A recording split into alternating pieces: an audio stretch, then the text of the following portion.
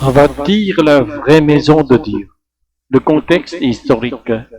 Un peuple revenu mais hésitant. Sous le règne du troisième roi de Perse, Dieu a finalement donné sa parole à travers le prophète Agé. À ce moment-là, les Juifs exilés à Babylone étaient revenus à Jérusalem grâce à l'édit de Cyrus, premier roi de Perse. À leur arrivée, ils ont immédiatement reconstruit l'autel puis posé la fondation du temple un an plus tard. Cependant, après ces travaux préliminaires, ils ont interrompu la construction. Ils se sont dit qu'il fallait d'abord bâtir leur propre maison, les rendre habitables, et si possible achever l'intérieur pour assurer leur confort.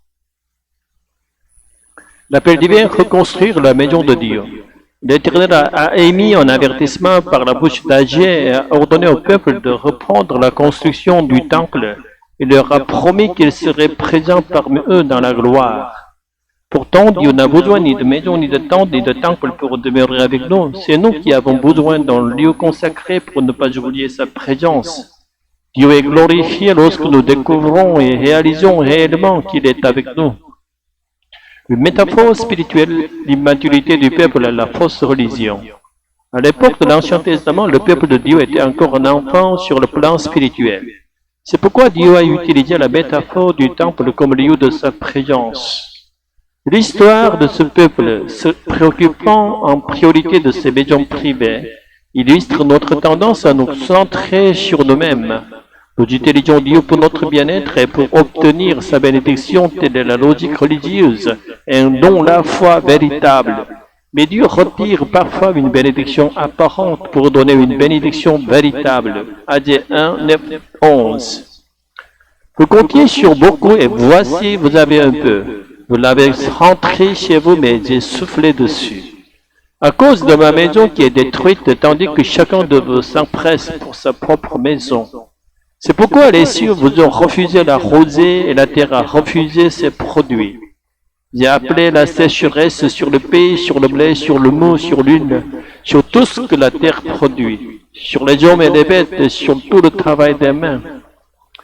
Pour être vraiment bénis, nous devons d'abord bâtir le temple pour Dieu, ce qui signifie, dans la lumière du Nouveau Testament, préparer un vrai séjour pour l'Esprit Saint dans nos cœurs.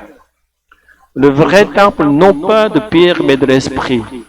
Le temple matériel peut être construit avec des pierres taillées, du bois travaillé, du décoré d'or pur. Mais le véritable temple du Saint-Esprit ne peut être édifié que dans nos âmes.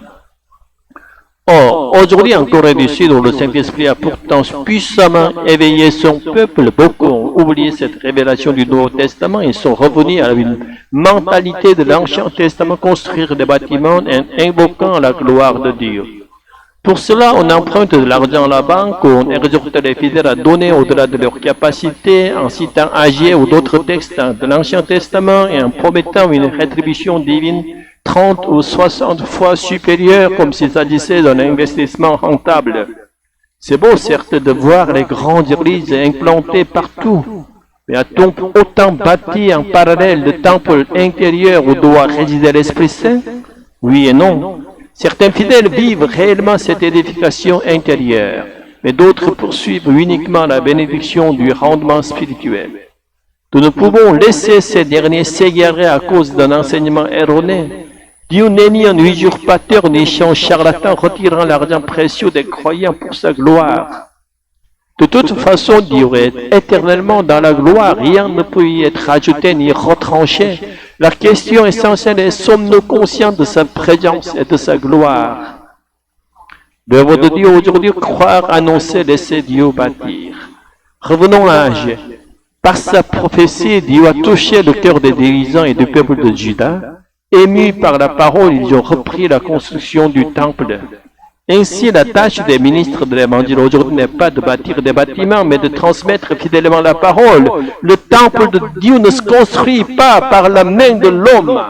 Ce que nous devons faire, c'est croire en Dieu, en Jésus-Christ, qu'il a envoyé pour notre pardon, pour notre vie éternelle, et pour préparer notre âme à accueillir la présence de l'Esprit. Dieu lui-même construit le temple de l'Esprit dans nos cœurs.